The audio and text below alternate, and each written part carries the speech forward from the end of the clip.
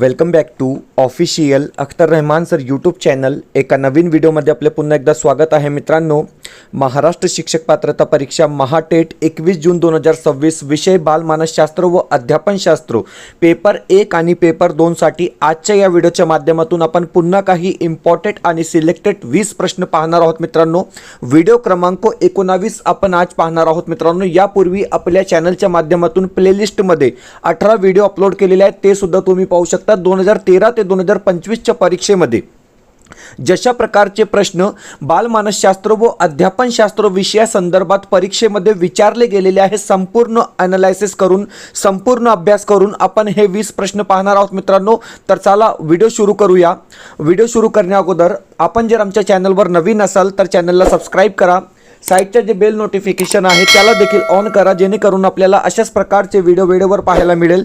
डिस्क्रिप्शनमध्ये आमच्या टेलिग्राम आणि व्हॉट्सअप चॅनलची लिंक सुद्धा दिलेली आहे, तिथे जाऊन आपण आमच्या टेलिग्राम आणि व्हॉट्सअप चॅनलला सुद्धा जॉईन करू शकतात. आणि जर तुम्हाला आमच्या चॅनलची मेंबरशिप हवी असेल तर फक्त जॉईन बटनला जॉईन करून आपण ही मेंबरशिप घेऊ शकता. तर महाराष्ट्र शिक्षक पात्रता परीक्षा 21 जून 2026 आणि सीटेट 2026 साठी तुम्हाला टोटली व्हिडिओ आमच्या चॅनलच्या माध्यमातून फ्रीमध्ये पाहायला मिळणार आहे. तर आत्ताच जॉईन बटनला जॉईन करून आपण ही मेंबरशिप घेऊ शकतात. व्हिडिओला प्लीज लाईक करा आणि चॅनलवर नवीन असाल तर चॅनलला सबस्क्राईब करा. पाहूया प्रश्न क्रमांक 1. पहिला जे प्रश्न आहे सर, प्रश्न अशा प्रकारे दिलेला आहे की सातत्यपूर्ण मूल्यमापनाचा मुख्य तार्किक आधार कोणता, अशा प्रकारे हा प्रश्न आहे. आणि लॉजिकली हा प्रश्न विचारलेला आहे. आपल्याला 4 ऑप्शन्स 4 पर्याय दिलेले आहे की बालकाच्या अध्ययनाचे बोधात्मक क्षेत्र जाणणे, ऑप्शन 2 बालकाच्या आकलनाला अधिक सुलभ बनविणे, ऑप्शन 3 बालकाचे व्यक्तिमत्वाचे पूर्ण आकलन करून त्यास अध्ययन विषयक संधी देणे किंवा शिक्षकांना अध्यापनानंतर काम देणे. अशा प्रकारे 4 ऑप्शन्स दिलेले आहेत. तर हे बघा, प्रश्न आहे की सातत्यपूर्ण मूल्यमापनाचा मुख्य तार्किक आधार कोणता. तर ऑप्शन जे 3 असेल, पर्याय जे 3 दिलेला आहे की बालकांचे व्यक्तिमत्वाचे पूर्ण आकलन करून त्यास अध्ययन विषयक संधी देणे, म्हणजे ऑप्शन जे 3 असेल, पर्याय जे 3 दिलेला आहे, आपला योग्य उत्तर असणार आहे. दुसरा प्रश्न, प्रश्न क्रमांक 2. ओके, आता दुसरा जे प्रश्न आहे सर, प्रश्न अशा प्रकारे दिलेला आहे की समावेशक शिक्षणासाठी शिक्षकांची सर्वात कमी महत्त्वपूर्ण भूमिका कोणती, अशा प्रकारे हा प्रश्न आहे. आपल्याला 4 ऑप्शन्स दिलेले आहे. बालकाप्रती संवेदनशीलता, ऑप्शन 2 बालकातील अध्ययन समस्याचे ज्ञान, ऑप्शन 3 बालकाप्रती प्रेम व धैर्य, किंवा ऑप्शन 4 शिक्षकाचा सामाजिक आर्थिक स्तर. अशा प्रकारे 4 ऑप्शन्स दिलेले आहे. आणि प्रश्न आहे की समावेशक शिक्षणासाठी शिक्षकाची सर्वात कमी महत्त्वपूर्ण भूमिका कोणती. तर ऑप्शन जे डी असेल, शिक्षकाच्या सामाजिक आणि आर्थिक स्तर, या ठिकाणी बरोबर उत्तर राहणार आहे. ऑप्शन जे डी दिलेला आहे, आपला योग्य उत्तर असणार आहे. पुढचा प्रश्न, प्रश्न क्रमांक 3. ओके, तिसरा प्रश्न बघा सर. तिसरा जे प्रश्न आहे, प्रश्न अशा प्रकारे दिलेला आहे की समस्या निराकरण करताना बालकाच्या अध्ययन स्तर कोणत्या पातळीवर असतो, अशा प्रकारे हा प्रश्न आहे. आपल्याला या ठिकाणी सुद्धा 4 ऑप्शन्स दिलेले आहे. स्मृती स्तर, आकलन स्तर, चिंतन स्तर, किंवा यापेक्षा वेगळे, अशा प्रकारे 4 ऑप्शन्स दिलेले आहे. आणि प्रश्न आहे की समस्या निराकरण करताना बालकाच्या अध्ययन स्तर कोणत्या पातळीवर असतो. तर हे बघा, पर्याय जे 3 दिलेला आहे, ऑप्शन जे 3 दिलेला आहे, चिंतन स्तर, आपलं या ठिकाणी योग्य उत्तर असणार आहे. ऑप्शन जे 3 असेल, आपलं बरोबर उत्तर असणार आहे. मित्रांनो, प्रत्येक प्रश्न जे आहे ते 21 जून 2026च्या परीक्षेसाठी महत्त्वपूर्ण आहे, कारण तुम्हाला पेपर 1 आणि पेपर 2 मध्ये अशाच प्रकारचे प्रश्न 21 जून 2026 रोजी TET मध्ये पाहायला मिळणार आहे. मित्रांनो, पुढचा जे प्रश्न आहे सर, प्रश्न क्रमांक 4 दिलेला आहे की विस्मरण म्हणजे काय. आता हे बघा मित्रांनो, हा लॉजिकली प्रश्न आहे. आपल्याला 4 विधाने दिलेली आहे, जे सूक्ष्म बदल परीक्षेमध्ये झालेला आहे, म्हणजे अशाच प्रकारचे प्रश्न परीक्षेमध्ये विचारले जातात. पहिला जे ऑप्शन आहे, अपुऱ्या स्वरूपाची अध्ययन निष्पत्ती, ऑप्शन 2 हळूहळू होणारी निष्क्रिय प्रक्रिया, ऑप्शन 3 ऋण संक्रमण, किंवा ऑप्शन 4 चुकीच्या अध्ययनाचा परिणाम. अशा प्रकारे 4 ऑप्शन्स दिलेले आहे. आणि प्रश्न आहे की विस्मरण म्हणजे काय. तर हे बघा, हळूहळू होणारी निष्क्रिय प्रक्रिया, म्हणजे ऑप्शन जे 2 दिलेला आहे, पर्याय जे 2 दिलेला आहे, आपला योग्य उत्तर असणार आहे. ऑप्शन जे 2 असेल, आपला बरोबर उत्तर असणार आहे. पुढचा जे प्रश्न आहे, प्रश्न क्रमांक 5. आता पाचवा प्रश्न बघा. पाचवा जे प्रश्न आहे, प्रश्न दिलेला आहे की खालीलपैकी व्यक्तीची कोणती सामाजिक गरज नाही. आता हे बघा मित्रांनो, 4 गरजा या ठिकाणी दिलेली आहे आणि प्रश्न आहे की कोणती सामाजिक गरज नाही. तर हे बघा, श्रेष्ठ दर्जा सामाजिक गरज आहे, सुरक्षा सामाजिक गरज आहे आणि आपुलकी सुद्धा सामाजिक गरज आहे. परंतु या ठिकाणी इंद्रिय समाधान आपला वेगळा ऑप्शन असणार आहे. आता इंद्रिय समाधान म्हणजे काय, तर हे बघा मित्रांनो, नोट्स आपण दिलेली आहे. इंद्रिय समाधान म्हणजे काय समजून घ्या की इंद्रिय समाधान ही एक शारीरिक म्हणजे फिजिकली गरज आहे. भूक, तहान, झोप याप्रमाणेच ही शरीराशी संबंधित प्राथमिक गरज मानली जाते. म्हणजे ऑप्शन जे बी दिलेला आहे, पर्याय जे बी दिलेला आहे, आपला योग्य उत्तर असणार आहे. प्रश्न क्रमांक 6. सहावा प्रश्न आहे की दृष्टिदोषावर मात करण्यासाठी पुढीलपैकी कोणती बाब करू नये. अशा प्रकारे हा प्रश्न आहे. आपल्याला 4 ऑप्शन्स, 4 विधाने दिलेली आहे. तर हे बघा, पोषक आहार घ्यावा हा आवश्यक घटक आहे, म्हणजे ऑप्शन 1 बरोबर आहे. कोणती बाब करू नये अशा प्रकारे हा प्रश्न आहे. डोळ्यावर प्रखर सूर्यप्रकाश टाळावा, ऑप्शन 2 सुद्धा बरोबर आहे. पुस्तक जवळ घेऊन वाचावे या ठिकाणी चुकीचा दिलेला आहे. आणि डोळ्यावर ताण येऊ देऊ नये हे सुद्धा बरोबर आहे. परंतु या ठिकाणी कोणती बाब करू नये, तर हे बघा, पुस्तक जवळ घेऊन वाचू नये. म्हणजे ऑप्शन जे 3 दिलेला आहे, पर्याय जे 3 दिलेला आहे, आपला योग्य विधान असणार आहे. ऑप्शन जे 3 असेल आपला राईट आन्सर असणार आहे. प्रश्न क्रमांक 7. 7वा प्रश्न आहे की खालीलपैकी कोणत्या विद्यार्थ्यांमध्ये प्रज्ञावान मुलांचे लक्षण दिसून येते. अशा प्रकारे हा प्रश्न आहे. आपल्याला 4 विधाने दिलेली आहेत. आता हे बघा, अ ची समायोजन क्षमता कमी आहे. ओके. बोला चालू घडामोडी विषयीचे अज्ञान नाही. लक्षात ठेवा मित्रांनो, या ठिकाणी काय दिलेलं आहे, अज्ञान नाही म्हणजे त्याला नॉलेज आहे. ओके. ऑप्शन 3, कला कौशल्यात कमी निपुणता आहे आणि डोच्या जाणीवा अवास्तव आहे. अशा प्रकारे आपल्याला 4 ऑप्शन्स दिलेले आहे. आता कधी कधी आपण काय करतो, म्हणजे प्रश्न किंवा उत्तर वाचण्यात मिस्टेक करून टाकतो. आता या ठिकाणी जर तुम्ही काळजीपूर्वक वाचलं तर ऑप्शन 2 आपलं बरोबर उत्तर असणार आहे की बोला चालू घडामोडी विषयीचे अज्ञान नाही म्हणजे त्याला नॉलेज आहे, त्याला ज्ञान आहे किंवा ज्ञान आहे. ऑप्शन जे 2 दिलेला आहे, पर्याय जे 2 दिलेला आहे, आपला बरोबर उत्तर असणार आहे. प्रश्न क्रमांक 8. 8वा जे प्रश्न आहे सर, प्रश्न दिलेला आहे की विशेष शिक्षकांनी ओके खालीलपैकी कोणती बाब टाळावी. अशा प्रकारे हा प्रश्न आहे. आपल्याला 4 विधाने, 4 ऑप्शन्स दिलेले आहेत. तर हे बघा, विद्यार्थ्यांच्या क्षमता गुण कमतरताकडे दुर्लक्ष करू नये म्हणजे पहिले जे विधान आहे बरोबर असणार आहे. ऑप्शन 2 आहे की विशेष गरजा असणाऱ्या मुलांसाठी आवश्यक असणारी साधने, उपकरणे, साहित्य या बाबतीत अज्ञानी असू नये म्हणजे पर्याय 2 सुद्धा बरोबर आहे. ऑप्शन 3 आहे की विशेष गरजा असणाऱ्या मुलांच्या मानसिकतेचा विचार न करणे. आता हे बघा मित्रांनो, विचार न करणे म्हणजे विद्यार्थ्यांच्या मानसिकतेचा विचार न करणे या ठिकाणी चुकीचे विधान असणार आहे. म्हणजे आपला योग्य जे विधान आहे ते ऑप्शन 3 आहे. आणि पर्याय 4 काय दिलेला आहे की या मुलांसाठी तज्ज्ञांचे मार्गदर्शन मिळवून देण्याचा अधिक प्रयत्न करणे. पर्याय 4 सुद्धा बरोबर आहे. परंतु ऑप्शन जे 3 आहे या ठिकाणी चुकीचा राहणार आहे की विशेष गरजा असणाऱ्या मुलांच्या मानसिकतेचा विचार न करणे चुकीचे असणार आहे. म्हणजे ऑप्शन जे 3 असेल, पर्याय जे 3 दिलेला आहे, आपला योग्य उत्तर असणार आहे. मित्रांनो, पुढचा जे प्रश्न आहे, प्रश्न क्रमांक 9, स्टेटमेंट टाईप प्रश्न आहे. स्टेटमेंट टाईप हा प्रश्न आहे मित्रांनो, तुम्ही ऑप्शन सुद्धा या ठिकाणी पाहू शकतात. ओके. म्हणजे किती विधाने बरोबर आहे, एक तर 3 बरोबर असणार आहे किंवा 4 विधाने बरोबर असणार आहे. तर हे बघा, प्रश्न समजून घ्या. आता प्रश्न काय आहे, प्रश्न आहे की शिक्षक व विद्यार्थी यांच्यामधील अंतरक्रियेच्या प्रक्रियेवर परिणाम करणारे घटक कोणते. अशा प्रकारे हा प्रश्न आहे. आता विधाने काय दिलेली आहे, तर बघा, वर्गातील विद्यार्थ्यांचे विविध गट. ऑप्शन 2 शिक्षक व विद्यार्थी यांचे व्यक्तिमत्व.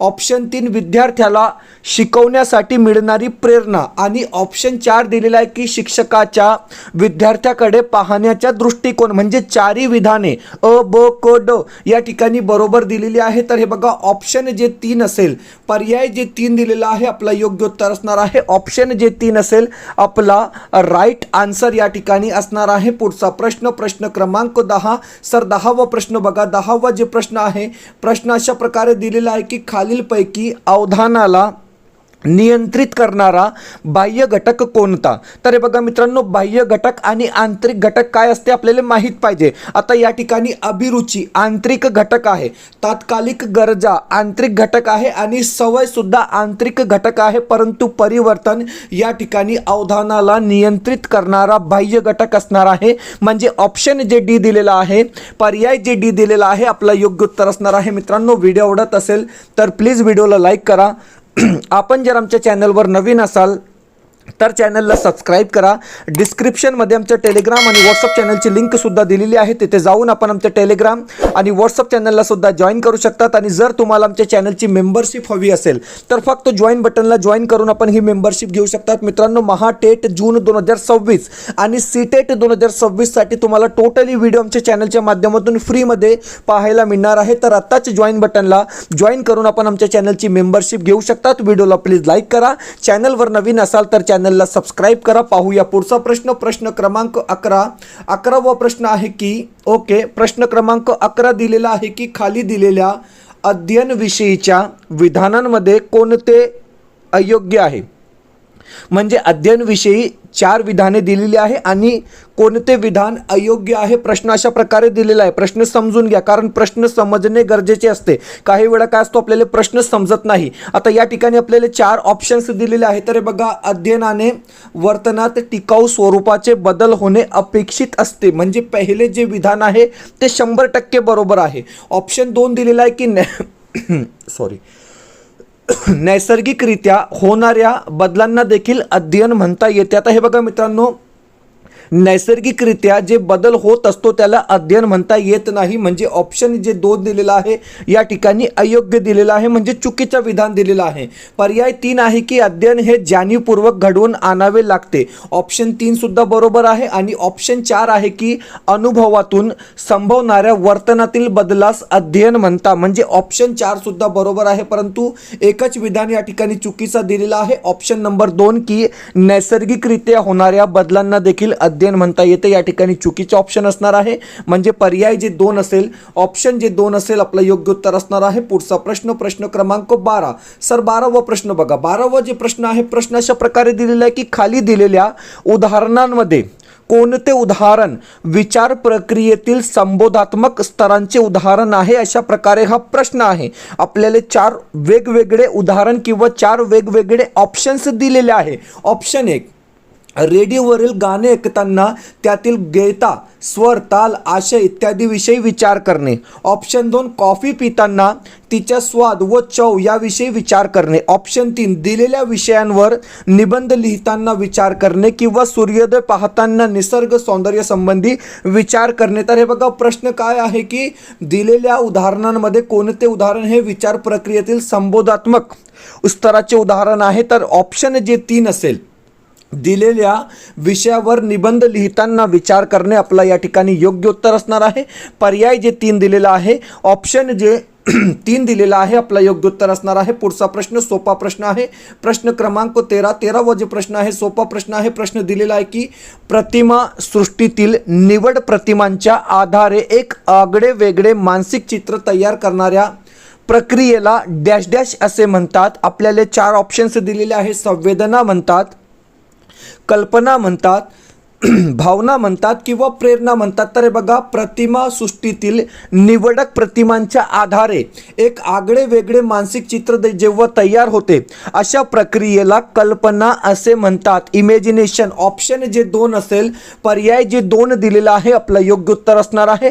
ऑप्शन जे 2 असेल, आपला या ठिकाणी राईट आन्सर असणार आहे. पुढचा प्रश्न. प्रश्न क्रमांक 14वा प्रश्न आहे की सोपा प्रश्न आहे की थॉटसनने भाषिक क्षमता, स्मृती, संख्या ज्ञान किंवा ज्ञान, अवबोध गती, अनुमान, अवकाश ज्ञान व समस्या उकल या प्राथमिक मानसिक क्षमतांना प्रमाण मानून खालील पैकी बौद्धिक कोणती उपपत्ती मांडली आहे? मित्रांनो, फक्त प्रश्न या ठिकाणी मोठा केलेला आहे. प्रश्नांची जी लेंथ आहे ते वाढवलेली आहे. प्रश्न इतका आहे की थॉटसन यांची बुद्धीची कोणती उपपत्ती आहे? आपल्याला 4 ऑप्शन्स दिलेले आहे. संख्यात्मक उपपत्ती, द्विघटक उपपत्ती, अनेक घटक उपपत्ती किंवा शक्तिवादी उपपत्ती. तर हे बघा, थॉटसनची जी उपपत्ती आहे ते अनेक घटक उपपत्ती आहे. म्हणजे ऑप्शन जे 3 असेल, पर्याय जे 3 दिलेला आहे, आपला योग्य उत्तर असणार आहे. ऑप्शन जे 3 असेल, आपला राईट आन्सर असणार आहे प्रश्न क्रमांक 15. 15वा प्रश्न आहे की जेव्हा अध्ययनकर्ता नवीन परिस्थितीमध्ये प्रतिसाद देताना पूर्व अनुभवाचा उपयोग करतो, तसेच नवीन परिस्थितीशी साधर्म्य असणाऱ्या जुन्या परिस्थितीला दिलेला प्रतिसाद तो नवीन परिस्थितीला देतो, तेव्हा थॉर्नडाईकच्या कोणत्या उपनियमाचा वापर केला जातो? अशा प्रकारे हा प्रश्न आहे. आपल्याला 4 ऑप्शन्स दिलेले आहे आणि बरोबर उत्तर असणार आहे समानतेचा नियम. म्हणजे ऑप्शन जे 2 असेल, पर्याय जे 2 दिलेला आहे आपला योग्य उत्तर असणार आहे. ऑप्शन जे 2 असेल आपला राईट आन्सर या ठिकाणी राहणार आहे. मित्रांनो, महाराष्ट्र शिक्षक पात्रता परीक्षा महाटेट 2026 साठी आपले अपडेट प्रश्नसंच अवेलेबल आहे. पेपर 1 आणि पेपर 2 काठिण्य पातळी लक्षात ठेवून डिफिकल्टी लेवल बघून आपण हे प्रश्नसंच तयार केलेले आहे. मित्रांनो, पेपर 1 साठी तुम्हाला जवळपास 50 प्रश्नपत्रिका या ठिकाणी मिळणार आहे. प्रत्येक विषयासाठी स्वतंत्र 10 प्रश्नपत्रिका आपण या ठिकाणी तयार केलेली आहे विथ आन्सर की, ज्यामध्ये हिंदी, मराठी, बालमानसशास्त्र, परिसर अभ्यास आणि गणित विषयाचे प्रश्नसंच आहे. पेपर 1 साठी 499 मध्ये आपण हे कॉम्बो पॅक या ठिकाणी तयार केलेला आहे. आणि पेपर 2 साठी हिंदी, मराठी, बालमानसशास्त्र आणि समाजशास्त्र 399 मध्ये तुम्हाला हे 40 प्रश्नपत्रिका या ठिकाणी दिली जाणार आहे.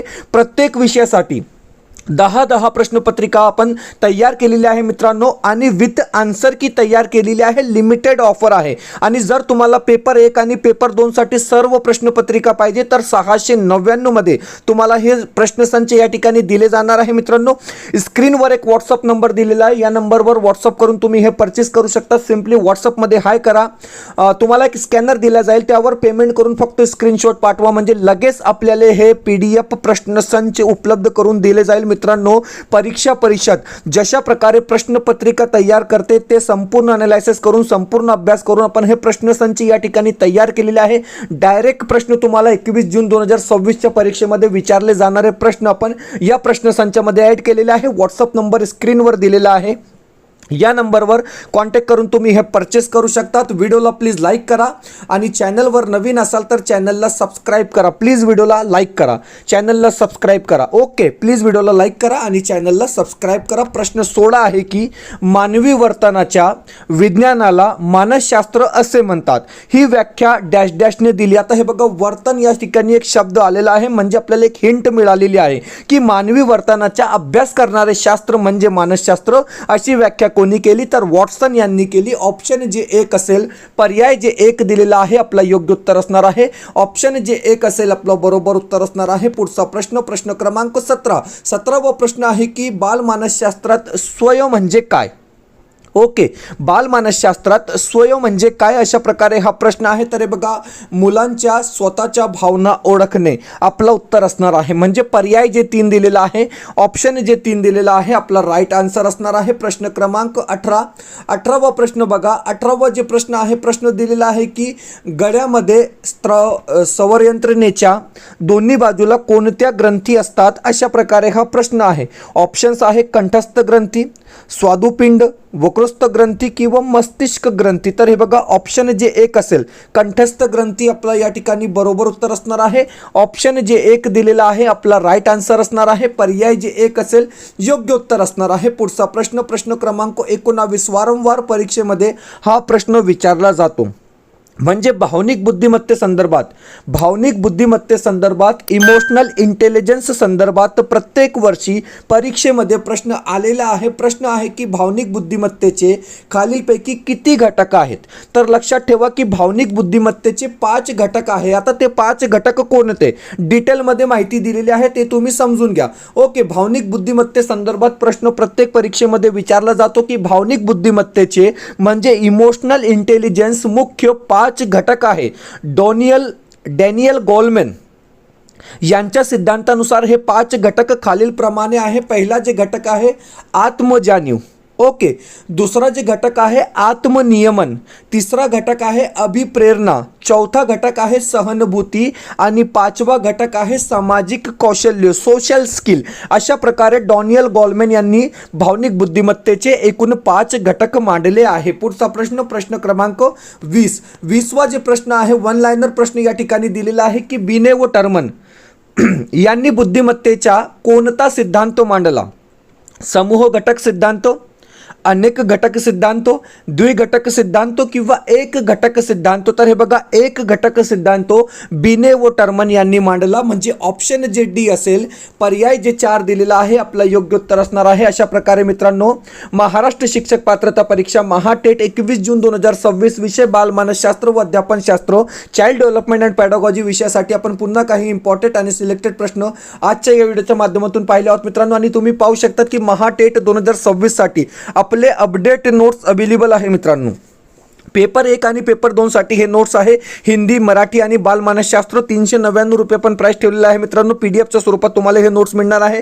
म्हणजे जवळपास 90 मार्कासाठी हे नोट्स आहे. 90 पैकी कमीत कमी 70 मार्क तुम्हाला या ठिकाणी मिळाले पाहिजे मित्रांनो. शॉर्ट नोट्स आहे, बेस्ट आहे आणि क्वालिटी नोट्स आहे. लिमिटेड कॉम्बो ऑफर आहे. स्क्रीनवर एक व्हॉट्सअप नंबर दिलेला आहे. या नंबरवर व्हॉट्सअप करून तुम्ही हे परचेस करू शकता. सिम्पली व्हॉट्सअपमध्ये हाय करा, स्कॅनर दिला जाईल, त्यावर पेमेंट करून फक्त स्क्रीनशॉट पाठवा, म्हणजे लगेच आपल्याला हे पीडीएफ नोट्स उपलब्ध करून दिले जाणार मित्रांनो.